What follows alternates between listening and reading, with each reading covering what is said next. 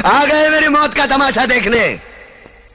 अब मुझे लटका देंगे, जुबान ऐसी बाहर आएगी, आंखें बाहर आएगी, थोड़ी देर लटकता रहूंगा, फिर ये मेरा भाई मुझे नीचे उतार देगा, फिर आप चर्चा करते घर चले जाओगे, खाना खाओगे, सो जाओगे।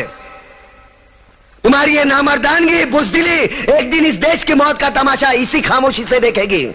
कुछ नहीं कहना मुझे तुम्हें, कुछ नहीं। तुम्हारी जिंदगी में कोई फर्क पड़ने वाला नहीं। अंधेरे में रहने की आदत पड़ी है तुमको, गुलामी करने की आदत पड़ी है। पहले राजा महाराजाओं की गुलामी की, फिर अंग्रेजों की, अब चंद गद्दार नेताओं की और गुंडों की। धर्म के नाम पर ये तुम्हें बहकाते हैं, तुम एक दूसरे के गले काट रहे हो। काटो काटो। ऊपर वाला भी ऊपर से देखता होगा तो उसे शर्म आती होगी, सोचता होगा मैंने सबसे खूबसूरत चीज बनाई थी, इंसान। इंसान नीचे देखा तो सब कीड़े बन गए, कीड़े कीड़े। रेंगते रहो, सड़ते रहो और मरो। आए और गए, खेल खत्म। क्यों जिए मालूम नहीं, क्यों मरे मालूम नहीं। कलम वाली बाई क्रांति लाना चाहती थी, कलम के जोर पर काले वर्तमान को खत्म करना चाहती थी। कौन समझा उसकी बात को?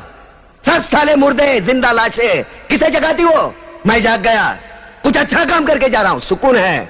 लेकिन ध्यान में रखना, तुम्हारी ये खामोशी कल तुम्हारे बच्चों के लिए रोना बन जाएगी। ये कानून वाले, वर्दी वाले नेता, इन्होंने अपना ईमान बेच दिया। एक दूसरे को जलाते वक्त तुम्हारा ईमान कहां गया था? भाड़ में।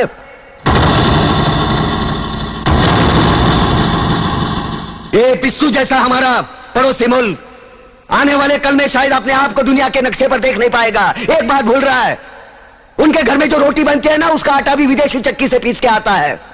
साले अपने खुद के देश में सुई नहीं बना सकते और हमारे देश को तोड़ने का सपना देखते हैं। वो ये सपना देख सकते हैं क्योंकि उन्हें मालूम है ये मुर्दों का देश है। वतन के लिए किसी को कोई हमदर्दी नहीं है। इसे तोड़ना बिल्कुल आसान है। मैं हिंदू, मैं मुसलमान, मैं सिख, मैं फलाना, मैं ढिमका। एक लाठी को तो कोई भी तोड़ सकता है, लेकिन लाठी के भारे को तोड़ना मुश्किल है। मैंने बचपन में पढ़ा था, स्कूल में, तीसरी में। मैं क्यों समझा रहा हूं तुमको?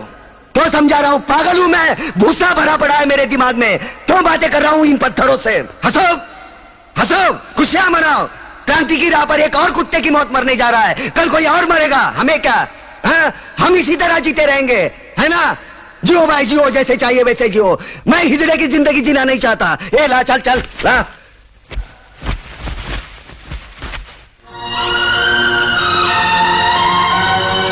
ठहरो, ये फांसी नहीं हो सकती।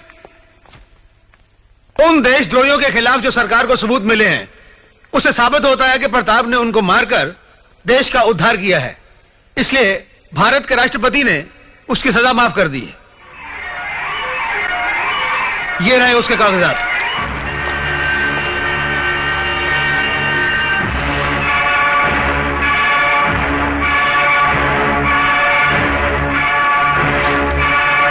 रोक दीजिए ये फांसी।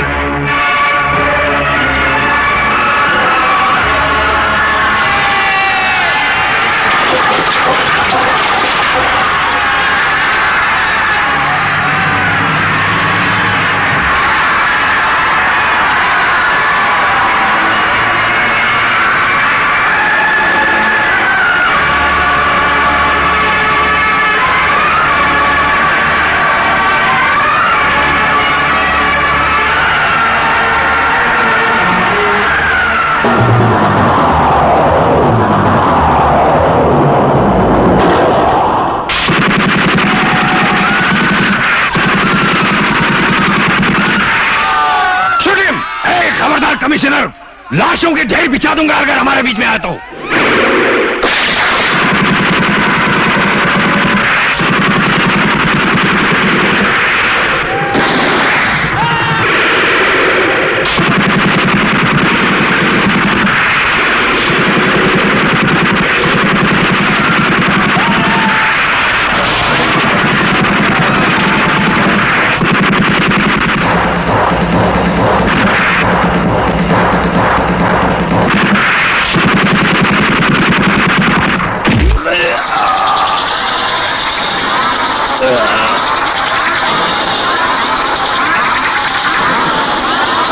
Yeah!